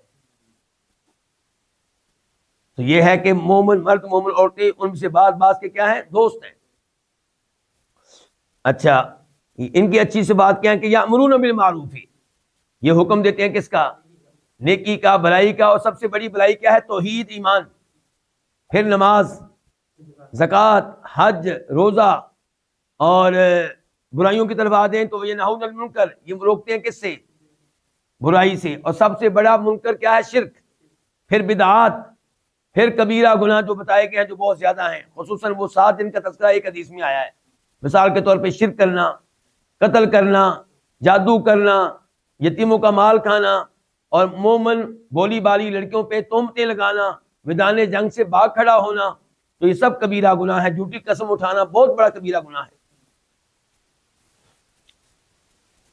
تو مسلمان ایک دوسرے کو ایسی برائیوں سے روکتے ہیں، یہ نہیں کہتے یہ اس کی مرضی جو مرضی کرے، نہیں، باپ بیٹوں کو روکے گا، بھائی بھائی کو روکیں گے برائی سے، خامن بیوی کو روکے گا، بیوی خامن کو سمجھائے گی، پڑوسی پڑوسی کو روکے گا برائی سے، رشتہ دار کو روکے گا۔ وَيُقِيمُونَ الصَّلَاةَ، اور تیسرے نمبر پہ یہ کہ نماز قائم کرتے ہیں۔ یہاں پہ یہ نہیں کہا گیا نماز پڑھتے ہیں، کیا کہا گیا، نماز قائم کرتے ہیں، یعنی کہ نماز کی شرائط اور ارکان کے ساتھ نماز ادا کرتے ہیں۔ شرائط، زور کی نماز کب ادا کرتے ہیں، جب وقت ہو جائے، کیونکہ یہ شرط ہے، زور کی نماز تب پڑھیں گے جب اس کا وقت شروع ہو جائے گا، اور وضو کر کے پڑھیں گے، جماعت کے ساتھ پڑھیں گے، مرد حضرات مسجد میں جائیں گے، اور پھر ارکان جو نماز کے اندر ہوتے ہیں، رکوع کریں گے صحیح طرح، سجدہ کریں گے صحیح طرح، رکوع کے بعد صحیح طرح کھڑے ہوتے ہیں، دوسرے رکن میں صحیح طرح بیٹھتے ہیں، ان کے ساری شرائط اور سارے ارکان کا خیال کرتے ہیں۔ یہ ہے نماز قائم کرنا۔ وَيُؤْتُونَ الزَّكَاةَ، اور زکوٰۃ ادا کرتے ہیں، جب مال نصاب تک پہنچ جائے تو زکوٰۃ ادا کرتے ہیں۔ وَيُطِيعُونَ اللَّهَ وَرَسُولَهُ، اور اللہ کے رسول کا ہر حکم مانتے ہیں۔ آخر میں کیا آ گیا، اللہ کے رسول کا ہر حکم مانتے ہیں، اچھا یہ کیا یہاں پہ کہا گیا اللہ کا حکم کیا آ گیا یا اللہ اور اللہ کے رسول کا حکم؟ دونوں کا حکم مانتے ہیں. تو اللہ کے رسول کا حکم آپ کو کہاں ملے گا لکھا ہوا؟ احادیث میں ملے گا. پتہ چلا احادیث حجت ہے اور قرآن کہتا ہے کہ احادیث حجت ہے. قرآن کہتا ہے کہ احادیث کو ماننا ہوگا وَيُطِيعُونَ اللَّهَ وَرَسُولَهُ اولئک سیرحمہم اللہ. جن لوگوں میں یہ اچھی عادات پائی جائیں ان پہ رب کی رحمتیں نازل ہوتی ہیں. وہ رحمت جس کے بغیر کوئی انسان جنت میں جا نہیں سکتا. حتیٰ کہ صحابہ کرام نے اللہ کے نبی سے کہا تھا علیہ السلام کہ اللہ کے رسول آپ بھی اللہ کی رحمت کے بغیر جنت میں نہیں جا سکیں گے؟ فرمایا میں بھی نہیں جا سکوں گا.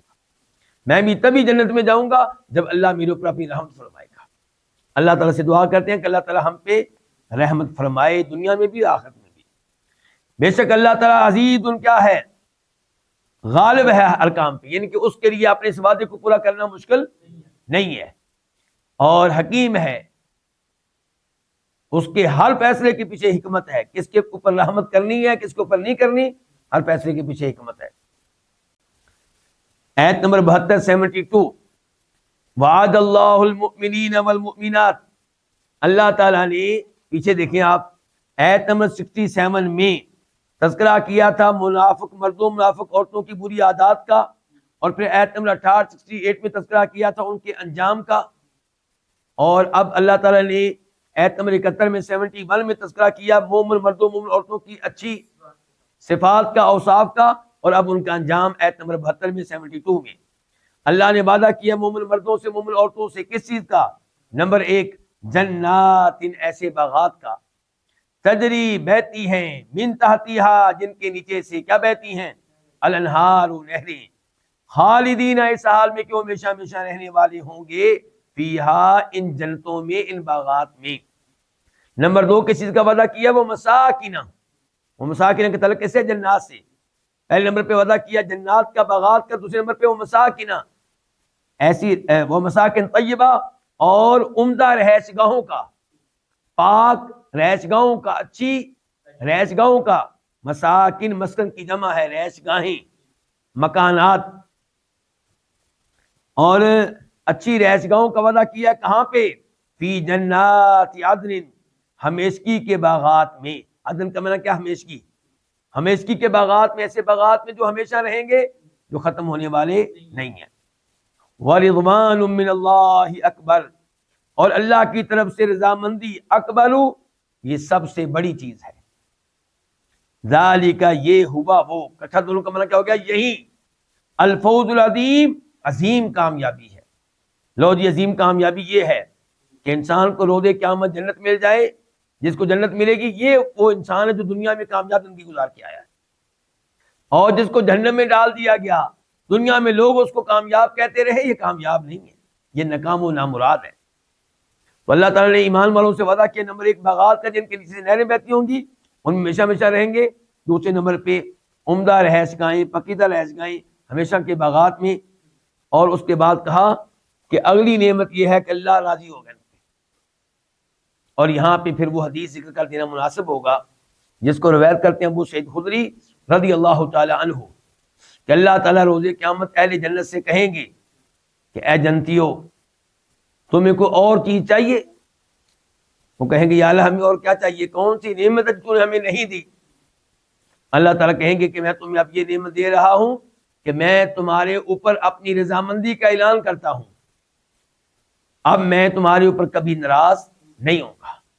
اور یہ سب سے بڑی نعمت ہے کہ اللہ راضی ہو جائے. جس پہ اللہ راضی ہو گیا اس کو جنت میں مل گئی. اور یہ وہ نعمت ہے جو صحابہ کرام کو دنیا میں مل گئی رضی اللہ عنہم ورضوا عنہ. اللہ تعالیٰ کہتے ہیں یہی عظیم کامیابی ہے کہ اللہ راضی ہو جائے. آیت نمبر 73 یا ایھا النبی، اے نبی، جاہد تو جہاد کر الکفار کافروں سے، والمنافقین اور منافقوں سے، بغلظ اور تو سختی کر، علیہم ان پہ، ومأواہم اور ان کا ٹھکانہ جہنم جہنم ہے، وبئس المصیر اور برا ہے المصیر ٹھکانہ، بری ہے المصیر لوٹنے کی جگہ، یعنی کہ یہ وہ. اس آیت کی تفسیر کیا ہے؟ اللہ تعالیٰ یہاں پہ مخاطب ہیں ہمارے نبی علیہ الصلوۃ والسلام سے، اور کہا جا رہا ہے اے نبی آپ کافروں سے جہاد کیجیے، یعنی کہ تلوار استعمال کیجیے، قوت استعمال کیجیے، ہتھیار استعمال کیجیے، والمنافقین، اور منافقوں سے بھی جہاد ہوگا جی۔ دیکھیں نبی علیہ الصلوۃ والسلام سے کئی دفعہ کہا گیا کہ آپ ان منافقوں کو قتل کرنے کی ہمیں اجازت دیں، آپ نے کہا تھا نہیں، میں نہیں چاہتا کہ لوگ کہیں کہ محمد اپنے ہی اصحاب کو، اپنے ہی ساتھیوں کو قتل کر رہا ہے صلی اللہ علیہ وسلم، کیونکہ بظاہر وہ مسلمان تھے، لوگوں کی نگاہوں میں کیا تھے؟ مسلمان تھے، تو اس لیے آپ نے ان کو قتل نہیں کیا۔ تو پھر اس آیت کا کیا مطلب ہے کہ آپ منافقین سے جہاد کیجیے؟ تو علماء کرام نے کہا ہے کہ اے نبی کفار سے جہاد کیجیے، ان کے تلوار استعمال کیجیے، اور منافقین سے جہاد کیجیے ان کے زبان کے ساتھ، دلائل کے ساتھ۔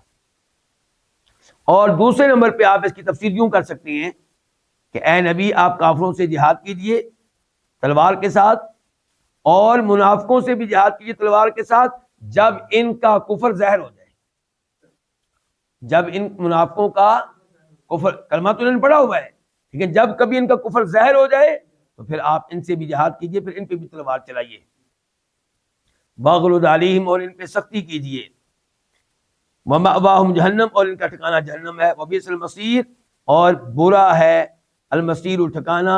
آگے کیا ہوگا؟ لفظ مقدر ہوگا ہیا، یعنی کہ یہ وہ، یعنی کہ جہنم بہت برا ٹھکانہ ہے۔ آج کے درس کی آخری آیت 74 یحلفون، یہ قسم اٹھاتے ہیں، باللہ اللہ تعالیٰ کی، کون؟ منافقین۔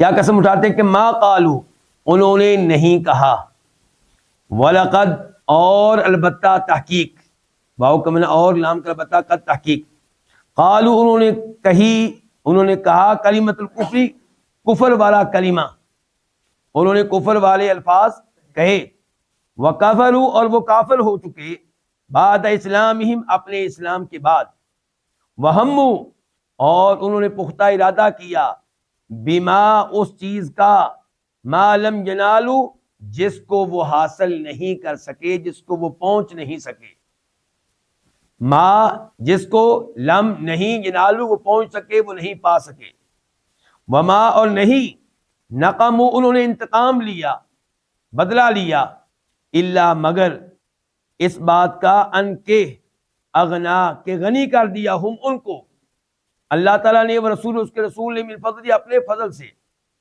فَإِن، پس اگر، یتوبوا، وہ توبہ کر لیں، یکو، تو یہ ہوگا، خیرن، بہت بہتر، لہم، ان کے لیے، وَإِن، اور اگر، یتولوا، وہ منہ پھیر لیں، تو یعذب، عذاب دے گا، ہم، ان کو، اللہ تعالیٰ، عذاب علیما، دردناک عذاب، فی الدنیا، دنیا میں، والآخرت، اور آخرت میں، وما، اور نہیں ہے، نہیں ہوگا، لہم، ان کے لیے، فی الارض، زمین پہ، من ولی، کسی قسم کا کوئی دوست، ولا نصیر، اور نہ کوئی مددگار، من زیادہ ہے، من ولی، من زیادہ ہے، کسی قسم کا کوئی دوست۔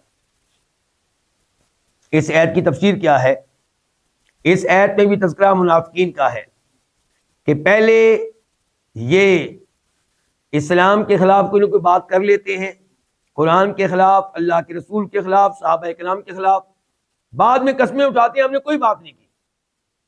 تو یحلفون باللہ ما قالوا میں اشارہ کسی خاص واقعے کی طرف نہیں ہے، بلکہ کئی ایسے واقعات ہوئے ہیں، یہ جرم ان سے کئی بار سرزد ہوا ہے، تو اللہ تعالیٰ کہتے ہیں کہ اللہ کی قسمیں اٹھاتے ہیں کہ ما قالوا، انہوں نے نہیں کہا، وَلَقَدْ قَالُوا، البتہ تحقیق انہوں نے کفر کے الفاظ کہے، یعنی کہ کئی بار کہے، وَكَفَرُوا بَعْدَ إِسْلَامِهِمْ، اور بظاہر وہ مسلمان ہوئے، کلمہ پڑھا، اور ان کا کفر بھی کئی بار ظاہر ہو چکا ہے،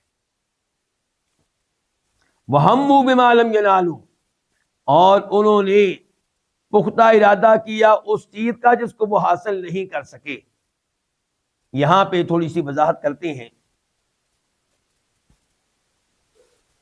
ویسے تو میں بتا چکا ہوں کہ انہوں نے کئی دفعہ کفری الفاظ کہے ہیں اور پھر قسمیں اٹھائی ہیں۔ سورہ منافقون کا مطالعہ کر لیں آپ تو سورہ منافقون بہترین تفسیر ہے اس آیت کی۔ اس سلسلے میں مسلم شریف کی حدیث ہے جسے زید بن ارقم روایت کرتے ہیں رضی اللہ تعالی عنہ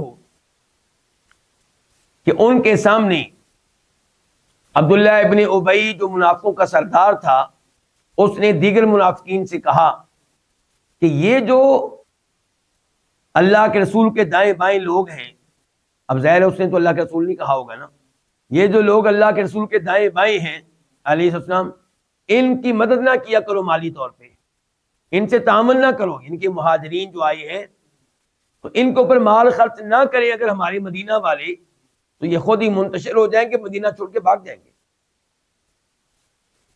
اور ابھی جب ہم مدینہ پہنچیں گے تو ہم میں سے جو عزت والے ہیں ان کو چاہیے کہ ان ذلیل ترین لوگوں کو باہر نکال دیں۔ زید بن ارقم رضی اللہ عنہ نے یہ باتیں اپنے چچا سے کہیں یا عمر فاروق سے کہیں، اور انہوں نے یہ باتیں پہنچا دی کس تک؟ نبی علیہ السلام تک۔ تو نبی علیہ السلام نے زید بن ارقم کو بلایا اور خود یہ تفصیلات ان سے سنی۔ پھر آپ نے عبداللہ ابن ابی اور اس کے ساتھیوں کو بلا لیا، انہوں نے قسمیں اٹھانی شروع کر دی، ہم نے قسمیں اٹھاتے، ہم نے کوئی ایسی بات نہیں کہی۔ چونکہ زید بن ارقم چھوٹی عمر کے تھے تو نبی علیہ السلام ان پہ ناراض ہوئے، آپ کو لگا کہ انہوں نے شاید یہ بات یعنی کہ غلط طور پہ کر دی ہے، تو زید بن ارقم بہت پریشان ہوئے، غمگین ہو کے اپنے گھر میں بیٹھ گئے، باہر نکلنا چھوڑ دیا، حتیٰ کہ سورہ منافقون نازل ہوئی اور اللہ کے نبی علیہ السلام زید بن ارقم کو طلب کیا اور سورہ منافقین کی تلاوت ان کے سامنے کی، اور اس میں وہ آیات نازل ہوئی، ہم الذین یقولون لا تنفقوا علی من عند رسول اللہ حتی ینفضوا، کہ یہی وہ لوگ ہیں جو کہتے ہیں کہ ان پہ خرچ نہ کرو جو اللہ کے رسول کے پاس ہیں یہاں تک کہ منتشر ہو جائیں، اور لیخرجن الاعز من الاذل، اللہ نے تائید کی زید بن ارقم کی کہ انہوں نے کہا تھا کہ عزت والے لوگ ان ذلیل ترین لوگوں کو مدینہ سے نکال باہر کریں گے۔ تو زید بن ارقم کی اللہ نے تصدیق کی اور بتا دیا ایسے کفری الفاظ انہوں نے کہے ہیں۔ یہ ایک مثال ہے، ورنہ ایسے کئی واقعات ہیں۔ اور پھر اللہ تعالیٰ نے کہا وَهَمُّوا بِمَا لَمْ يَنَالُوا، انہوں نے اس چیز کا ارادہ کیا جس کو حاصل نہیں کر سکے۔ ماں یہ بھی عام لفظ ہے، یعنی کہ کئی دفعہ ایسے منصوبے انہوں نے بنائے جو اللہ تعالیٰ نے مکمل نہیں ہونے دیے، کئی سازشیں کی جو اللہ نے مکمل نہیں ہونے دی۔ خود نبی علیہ السلام کو شہید کرنے کا، قتل کرنے کا کئی دفعہ انہوں نے پروگرام بنایا۔ انہوں نے مسجد زرار بنانا چاہی، مسجد قباء کے قریب، کہ وہ ہمارا اڈا بن جائے گا، اور اللہ کے نبی سے کہا افتتاح آپ نے کرنا اس مسجد کا علیہ السلام، اور آپ نے وعدہ بھی کر لیا کہ تبوک کی لڑائی کے بعد میں حاضری دوں گا۔ لیکن اللہ تعالیٰ نے ان کا یہ ارادہ بھی پورا نہیں ہونے دیا، اللہ کے نبی کو منع کر دیا گیا کہ آپ نے لا تقم فیہ ابدا، اس مسجد میں آپ نے کبھی بھی نہیں جانا۔ پھر اللہ کے نبی علیہ السلام کو قتل کرنے کے پروگرام کئی دفعہ بنائے۔ مثال کے طور پہ ایک مسلم شریف میں روایت آتی ہے کہ جب جنگ تبوک سے واپس آ رہے تھے تو آگے ایک بڑا تنگ سا راستہ تھا، اللہ کے نبی نے اعلان کیا علیہ السلام کہ یہاں سے میں گزروں گا، یہاں سے باقی لوگ نہیں گزریں گے، باقی لوگوں کو منع کر دیا گیا انہوں نے وہاں سے نہیں گزرنا۔ تو ان منافقین میں جو چند ایک موجود تھے اس جنگ میں، انہوں نے کہا کہ موقع غنیمت ہے، ہم ادھر جاتے ہیں، وہاں پتھر پتھر پھینکیں گے اور کام ختم کر دیں گے۔ تو اللہ تعالیٰ نے ان کی اس سازش کو بھی ناکام بنا دیا اور اللہ کے نبی کو خبردار کر دیا علیہ الصلوۃ والسلام۔ تو کہنے کا مطلب یہ ہے کہ ایسے انہوں نے پروگرام کئی دفعہ بنائے ہیں۔ وَهَمُّوا بِمَا لَمْ يَنَالُوا، انہوں نے پختہ ارادہ کیا ان امور کا جن کو وہ حاصل نہیں کر سکے، اور انہوں نے انتقام نہیں لیا مگر اس بات کا کہ اللہ نے ان کو مالدار کیا، اور اللہ کے رسول نے اپنے فضل سے، اچھا فضل کس کا؟ من فضل ہی، کس کا فضل؟ اللہ تعالیٰ کا۔ اچھا اللہ کے رسول نے مالدار کیا، اللہ کے رسول نے مال دیا، مال غنیمت، مال غنیمت سے ان لوگوں کی کئی دفعہ مدد کی، تو اس کا انتقام انہوں نے کیا لیا؟ کفر۔ چاہیے یہ تھا کہ جب اللہ کے رسول صلی اللہ علیہ وسلم نے ان کو مال دیا ہے تو ان کے دل میں اللہ کے رسول کی محبت بیٹھتی، دین کی محبت بیٹھتی، اگر تھوڑی بہت پہلے کمزوری تھی بھی اس کو دور کرتے، اپنی اصلاح کرتے اور ایمان پہ پکے ہو جاتے اور اپنی منافقت سے توبہ طیب ہو جاتے۔ لیکن انہوں نے مال ملنے کے باوجود سازشیں کی اسلام کے خلاف، نبی علیہ السلام کے خلاف۔ اللہ تعالیٰ کہتے ہیں آخر میں کہ اگر یہ توبہ کر لیں کس سے؟ منافقت سے، کفر سے جو ان کے دل میں چھپا ہوا ہے، تو یہ ان کے لیے بہتر ہوگا، دنیا میں بھی بہتر، آخرت میں بھی بہتر۔ اور اگر یہ اعراض کریں گے اللہ ان کو دنیا آخرت میں دردناک عذاب دے گا۔ دنیا میں یہ قتل ہوں گے جب بھی کفر ان کا ظاہر ہوگا، اور آخرت میں جہنم میں ڈالا جائے گا، اور زمین پہ ان کو کوئی نہیں ملے گا جو ان کو اللہ کے عذاب سے بچا سکے، نہ کوئی ایسا دوست ملے گا، نہ کوئی ایسا مددگار ملے گا۔ اللہ رب العزت سے دعا ہے کہ اللہ تعالی ہمیں منافقت سے، کفر سے محفوظ رکھے، شرک و بدعات سے محفوظ رکھے، قرآن کریم کو سمجھنے کی توفیق دے، قرآن کریم کے ساتھ اللہ ہمارا تعلق مضبوط بنا دے۔ وآخر دعوانا الحمد للہ رب العالمین۔